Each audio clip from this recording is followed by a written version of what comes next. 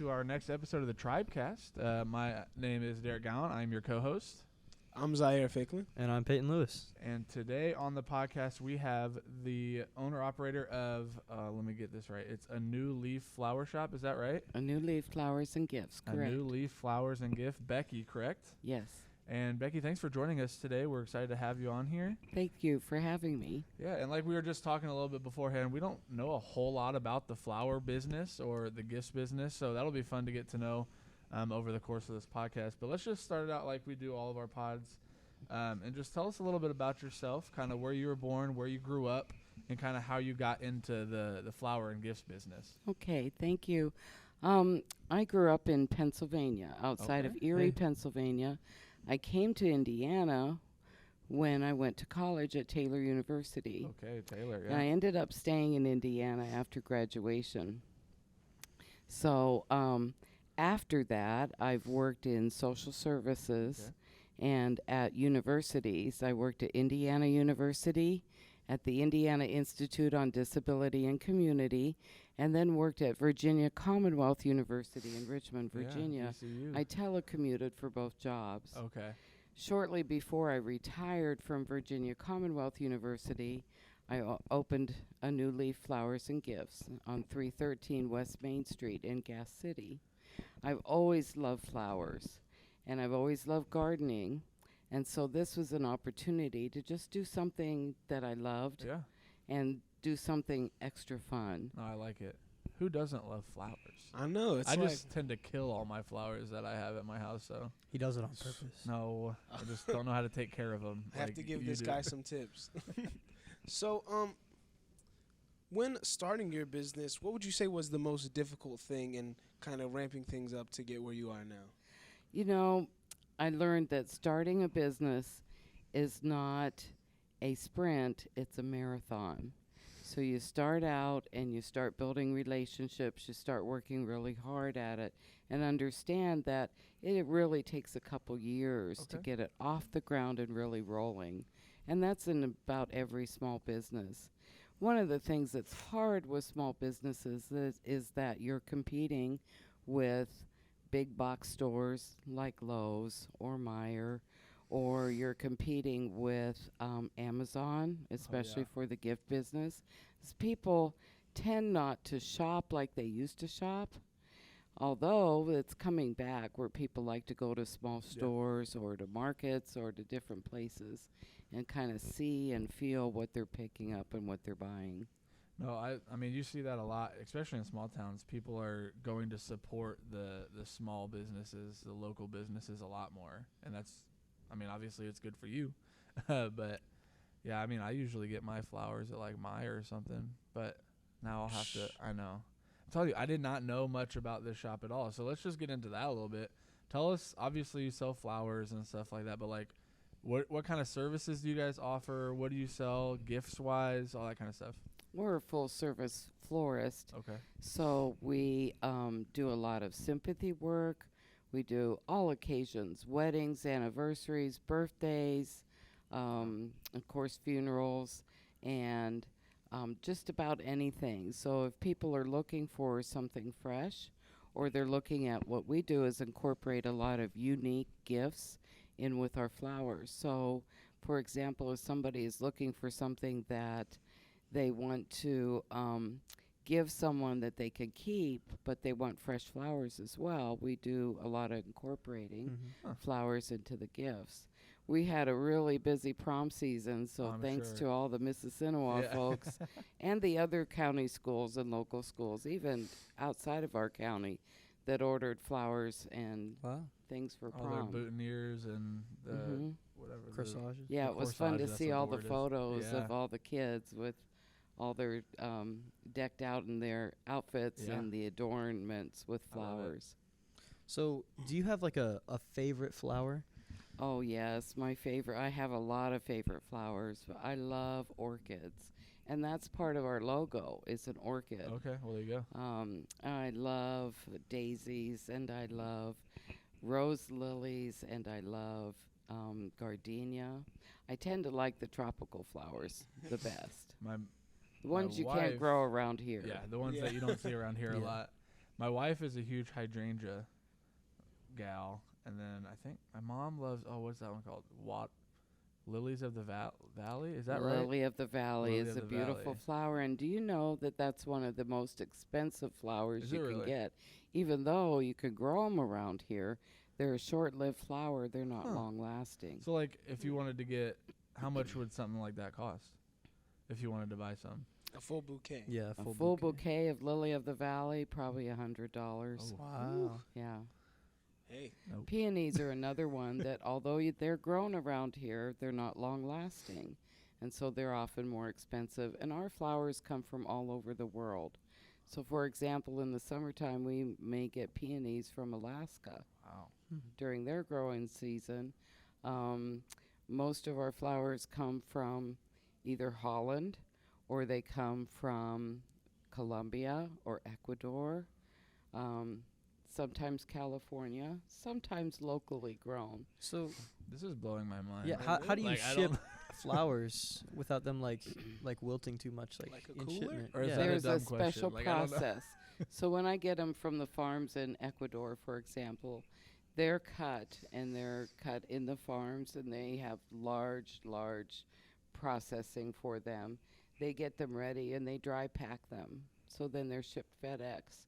So they may be shipped out on Friday afternoon, and we may get them Monday or Tuesday. Okay. Wow. Right away, we have to do a processing of the flowers again, and we hydrate them. And after a couple of hours, they start Wow.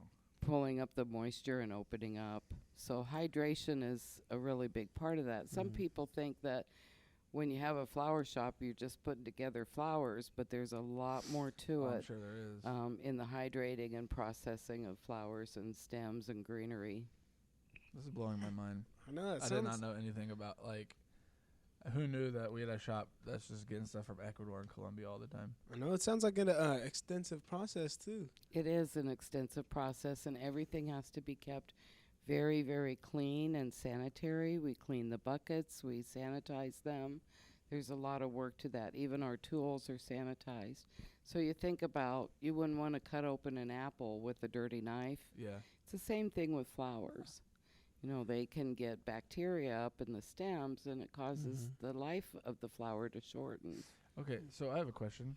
So you guys are right there on Main Street, right down by the railroad tracks. We're right across from Sophie's Ice Cream. Yes, Oh, right across yeah. from Sophie's. I love it.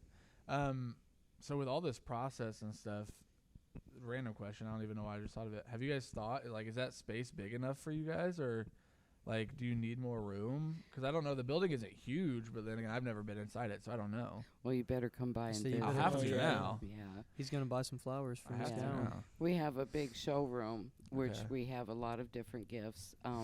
Besides flowers, we try to look for unique things that are unusual things that you might want to have in your home. But we do have a work area, a workroom for the flowers. And generally, it's a big enough space. However, on busy holidays like Valentine's or Mother's Days, sometimes we're a little bit crowded. Oh, so you guys were pretty busy this Uh-huh. last weekend. And we also have garden flowers and plants. Right now we have vegetable plants. Oh wow.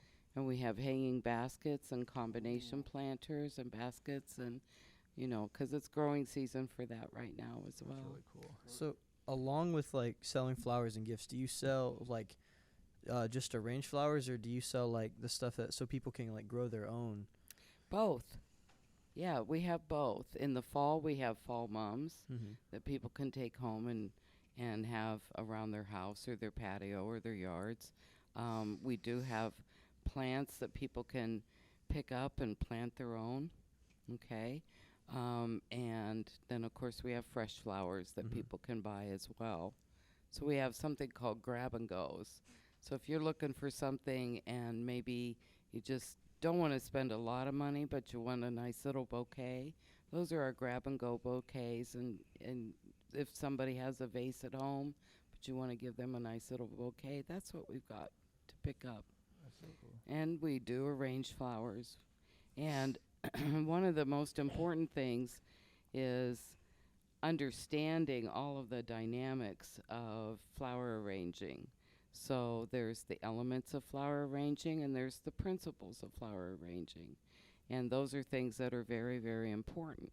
So that when somebody looks at an arranged bouquet, they're looking at it and they say, oh, that's really attractive. And that's because they follow the elements and principles of floral design. So, can you get into that a little bit? Like, you don't have to get super in depth, but like, give us an example of what an element or a principle Okay. of arrangement would be. Elements of floral design are form, the shape of the flowers as they're arranged, space, that every flower has its own space, color, matching the colors. Could be monochromatic, it could be polychromatic.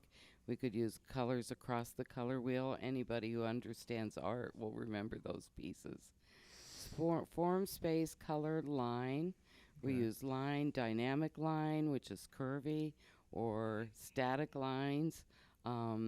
Texture, different textures in an arrangement.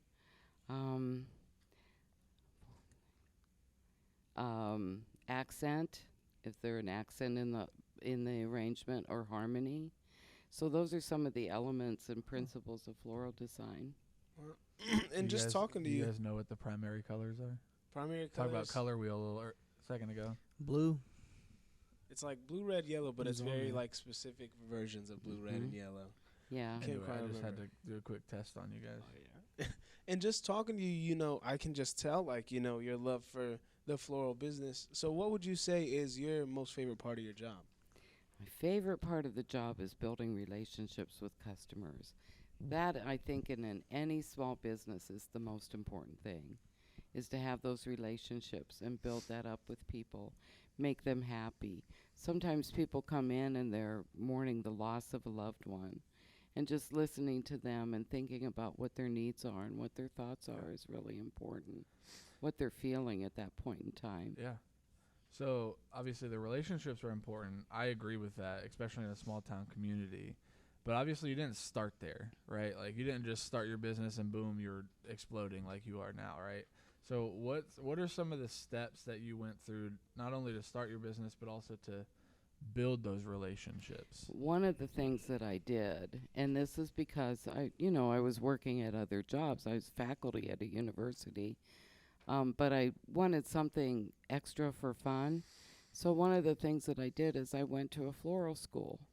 I studied under a world-renowned floral school in Portland, Oregon. And then later on, before I opened the business, I went out and visited, did an entrepreneurial class with them for a weekend, and learned a little bit more about the business before I started. That's so cool. Who knew there was a floral school? There are a lot of floral schools around the country. And I think some of the best florists have had training from the experts that are out there. Huh. There are conferences, there are special trainings.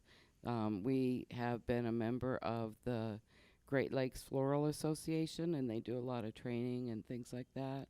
There is the American Institute of Floral Design, and they have world conferences around the country that are really fun to go to. Well, that's really interesting, actually. And it sounds like you've just taken like a lot of steps to make sure that when you're starting this business, you're doing it passionately and you're doing it to the best of your ability. And so, what kind of advice would you give someone else who is trying to get into the floral business and they're just starting out? What's something you would say to them? I would definitely say go get training.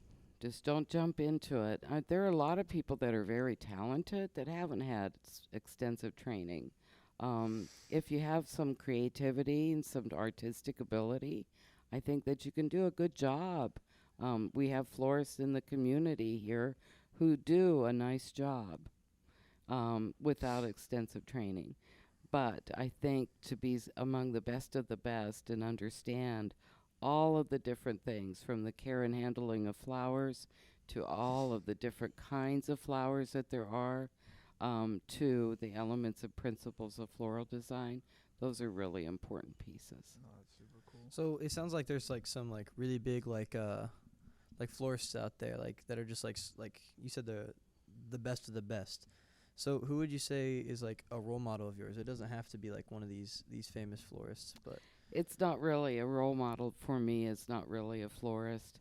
But I remember when I worked in the universities, I remember some of the things that we did, and we had to handle a lot of problems and conflicts for Mhm. people, especially for people with disabilities, and Mhm. advocate for them. And one of the things that I remember was one of my colleagues who was a role model, and she had said um, many times, if you see a problem, don't just complain about the problem, but come up with solutions. I like it. And if that solution doesn't work, come up with alternate solutions as well. Share those ideas and try to work through the conflicts with other people. That's it. really important Oh, piece yeah. in everyday life, in any business, and in any career that you might have. Yeah, that sounds like like it. really just something beneficial for anything you do in life. And so that's a really great piece It's a of good advice. good note for you guys as you're both graduating to Right. go into your adult lives. I know I'll have to take that with me. And so, how long has your business been in Gas City? I have done floral design for about 20 years for different people, but we opened up the business in 2016. So Okay. we bought the building in about 9 years ago. So we're starting on our ninth Oh, wow. year. Yeah, that's so Wow. cool. It's impressive. And being in a small town, you said you grew up in Pennsylvania, and I don't know how big Erie, Pennsylvania is. How big is that? Just out of curiosity. You know, it's kind of hard to think about, but I would maybe compare it to Fort Wayne. Okay. Yeah. So my, a my lot mom bigger grew than up in Gas City. Pennsylvania, and then she came here and went to IWU and Mhm. stayed. So I just thought that was pretty funny that Hey, similar our path. parents had similar. Yeah, You said your similar mom was parents. from Erie? Yeah, no, Oh. she's from Pennsylvania. Oh, okay. But so Erie is a lot bigger than Gas City. Let's just a lot say bigger that. than Gas City. And then you said you were at IU Mhm. also. So two bigger cities compared to Gas City. So what? Obviously you went to Taylor, so obviously you knew the area a little bit. But what really kind of drew you back to Gas City to start your business? And what about Gas City, or just a small town that you really just love? You know, the neat thing about Gas City that I really like now is we've got great leadership in the community. You know, we had a Everybody former says that. mayor who was really working on bringing industry in, and our current mayor keeps that torch flowing and going because we're bringing in industry. We've got a great Main Street organization, and there are a lot of people who are volunteering and serving in various ways to build Gas City up the way it is. So I remember maybe 20 years ago when all of those storefronts on Main Street in Gas City, a lot of them were empty. And now it's just wonderful to see that, you know, we have a lot of small businesses along Main Street. Mhm. And it Real- makes me proud. Real quick, you talk about the Main Street program. That I even realized that I used to work at Mike Anderson Chevrolet, so I heard a little bit about the Main Street. When they put all the flowers out on Main Street, is that from you guys? Do you guys do all that? Well, I order the flowers for Okay. Main Street, and I get those from greenhouses around the state. Okay. But Gas City has a garden club, and the garden club started up about 5 or 6 years ago when the mayor had said we need something to help with the beautification of Main Street. There's a beautification committee that helps to fund that and support that effort. The garden club started with cleaning up Main Street. They, filled flowers in the pots. Now the beautification committee has another lady that does that to help put the flowers out, and she'll be doing that here in the next I was gonna say, it's coming maybe up. week or so. Yeah, springtime. Yeah. And just with you being in Gas City for these past 9 years, you said, what are some changes? We've mentioned Main Street, but what are just some changes you've noticed while in your time here? In Gas City, Mhm. I just noticed the camaraderie, and I think that's really important. And I think I have to say one of the big changes is that Mississinawa School District has grown and has become such a wonderful school to see a lot of kids from other school districts or other areas in Grant County wanting to come to Mississinawa. We used to be the little school, Yeah. it seemed like, Yeah. and now we're just a wonderful school district. And I'm really proud of our school district. And that's one of the biggest changes that I've noticed. And I think that that has impacted Gas City's growth. Oh, I love it. Even we see it all the time at the school. So I mean, I live in LaFountain and I come here every day. So yeah. there you go. I mean, I've been going to I Miss thought it was Sinawah. pronounced LaFontaine. no, it's No, LaFountain. I'm just kidding. I mean, I've been going to Miss Sinawah. I'll say my whole life. I went to St. Paul for preschool and then Justice for about half a year. But just like seeing seeing the amount of people who switched over, like when I came back in 6th grade after being gone for half a year, half of Marion, it felt like, came with me. Like there were so many kids. Like I was They're like, still coming. I know. Like didn't I just see you like in class at the other school, and then they're right back here with me. So yeah, I think that the growth of the school has really been beneficial for the community. Yeah, and so let's say you were put in charge of Gas City for one day. What is a change, or it doesn't have to be something you think is bad about the town, but just what's something you would change if you had the power? Or add. It doesn't Yeah, have to be add. changed. Change. Something we'd add. Mhm. A Boy, Chick-fil-A. that's a tough question. Yeah, a Chick-fil-A, That'd be great. Panera Bread. Oh my Ooh. gosh, Uh-huh. Panera Bread. I think we have some great restaurants around Gas City and around the county. It would be nice to have some more, especially because, we've got the hospital building Oh, yeah. that's going up. There's a lot of growth out on the interstate, all that direction. And it's just going to get bigger and bigger. And it would be nice to have a few more places to go. Mhm. I I mean, agree. think about it. In a couple of years, we'll have people being able to say that they were born in Gas City. I mean, there's people from Gas City, but everybody was. If you went to the hospital, it was MGH. But now That's you'll true. be able to be born here. I mean, I don't know. I think if I was in the hospital, I think nothing would make me feel better more than some Chick-fil-A. I think that we should really add Right. that to Gas Hey, City. we talked to Mayor Rock about it. He's You're right. He's working He's on working it. on on it. working. All credit to you, Mayor Rock. He's working Yeah. on it. So, last question before we unless you have something else, but we get into our rapid fire stuff here. Not even just the floral business, but obviously you're in the floral business, but business is business regardless. There's a lot Business of is logistics. business. There's a lot of financial decisions you have to make. There's a lot of stuff like that. So, if somebody just wanted to start a business, an entrepreneur, they wanted to start something, floral or not, what's some of the advice that you'd give them? Where do they need to start? All that kind of stuff. And in my work at Indiana University and at Virginia Commonwealth University, I supported people starting employment or starting business. One of the things that I would recommend is that you do your research. You develop a business plan. You develop a marketing plan. You use entities like the Small Business Administration or consult with SCORE. That's the Service Corps of Retired Volunteers. Those are businessmen that are retired that can help give advice for that. You need to make sure that you've got all your ducks in a row, because a lot of businesses that fail are people that say, oh, I think I'd like to work for myself. That's a great thing to do. However, you need to do your research. You just don't jump in and then haven't had a plan, a business plan, a marketing plan, an analysis of where you're going to be, an analysis of your profit and loss. Those are important pieces of advice. Yeah, a lot of people just jump in. It's like, I love this, so I'm going to do that. But they don't really set it up beforehand. But this is all good advice because, like I said, when down the road, my wife wants to start a bakery. So it's good. Just put all this stuff Breeze Bakery. It probably won't be called that, but it'll be something. And one other thing I'd like to add about that, you need to expect that you're going to work a lot more hours than you would if you worked for someone. Yep. Mm-hmm. You have to put in your heart and soul. Yeah. And it's just not just something that you just jump into, but you may be working 60, 70 hours per week and expect that you have to make a commitment. Yeah. Because if you work for somebody else, nobody likes working for somebody else, but at least you have like a start and stop time. When you own your own business, it never stops. Never stops. You're the one in charge of everything all the time. So, man, my mind's just kind of I did not know anything about the floral business. I know. We've And really that- opened our minds up. You've opened our mind, and now I have to stop in there. I didn't get my wife flowers yesterday. We went Oh, out to dinner. and this stuff. guy. Wow. Okay, she's been out of town all weekend. Boo. Chill out.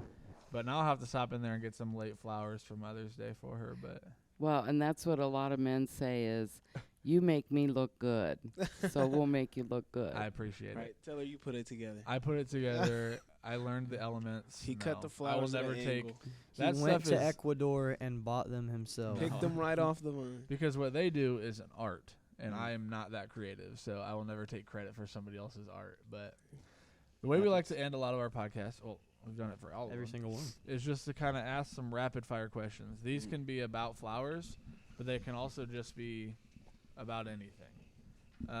So just kind of give us the answer right off the top of your head. Doesn't require a whole lot of thought, but we just like to have a little fun at the end. So our first one we always start out with is, what is your favorite breakfast food? Coffee. There you go. Now, what is the best place to eat in? I'll give you Gas City or Grant County in general. Or your favorite. Can't pit people against each other. Best, worst. Right, you're right. Your favorite. It's a tough one. That's a tough one.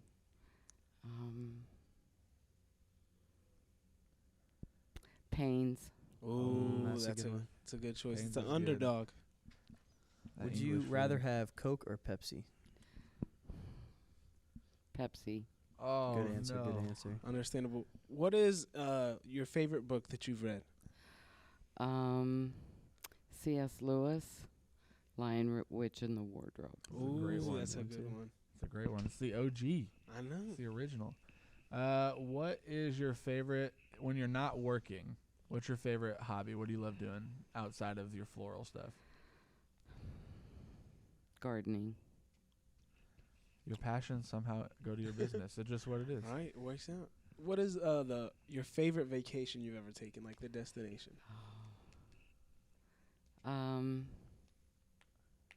Hawaii. Ooh. That sounds nice. What's something on your bucket list that you want to get done?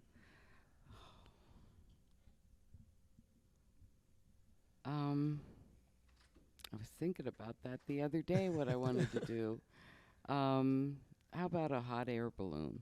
Okay. That's cool. It's better than skydiving. I couldn't do skydiving. And you don't have to reveal anything on this one. I just thought of this because you came in and said that this is your retirement job, right? So do you know how much longer you're wanting to go? No, I don't. Okay, We'll just- just kind of see. Just kind of go with the flow and see how it goes. Just Yeah. curious. Take it as it But comes. I did learn a fun fact the other day about you. I was in the office here at Mississinawa High School, and our secretary, Brooke Richardson, comes up to me and says, "Hey, your podcast on Monday. What about it? Like, what about it?" She's like, "You're interviewing my mom." That's right. And I was like, Mrs. "Wait, Richardson's what?" mother.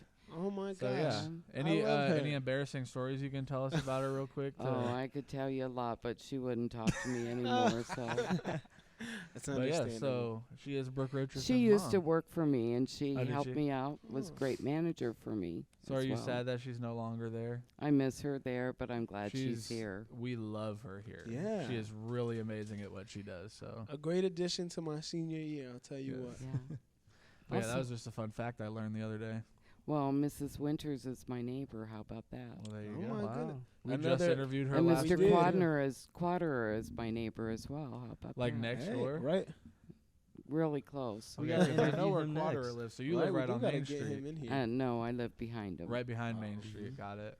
So, what's one thing you said you grew up in Pennsylvania? What's one thing that you miss about Oh. living in Pennsylvania? Oh, that's a I good miss question. everything The about lake? Pennsylvania. I miss Lake Erie. Yeah. I miss the climate there 'cause it's cooler at night, especially in the summer. It cools down. Yeah, my grandparents used to live there until this last year, so we'd go and visit them a lot. Like, there's so much like more like with the landscape, like there's mountains and hills, like Mhm. everything around here is just flat. I miss all the trees. the I Great miss Around the Plains, here, woods. yeah, the but Great Indiana's got Plains. some hills. Yeah. You just go Nothing down like south a Pennsylvania. little bit. Just go down Bloomington. yeah, the south. knobs down in Yeah. by Louisville. I miss the trees. I miss the Yeah, hills. that's I true. miss family there. Mm-hmm. Say Bloomington's got a lot of trees. They got Mhm. the Indiana National Forest down there. So, Yeah. but anyway, I don't have any other quick questions unless you guys got something. Think them all out. What is your favorite superhero, or who is your favorite superhero? My favorite superhero. Yeah. I don't think I have one. Superman. Superman, I suppose. Yeah. There you All go. right, we heard it Alrighty. here first. I just want to say hi, Becca. Who's Becca? I don't Becca know. Aller. Hi, Becca. Oh, okay, yes. Hi, Becca Aller. She's a freshman, right? Do you know Becca? I have no clue. She's a really short blonde. She runs cross country and long distance track. Yeah, I'll have to no think of clue. it later. But anyway, thank you so much, Becky, for joining us. Thank Yes, you. it was Glad great. we finally were able to get you on the schedule, and now we're gonna have to all go buy flowers from you. So Yeah, Sure thank will. you. Thank yes, you. thank you again for joining us, and we will see you guys next week with our final episode of the Season. Until next year with Principal Rachel Resch. Ooh, But anyway, thanks, guys. scary. See ya.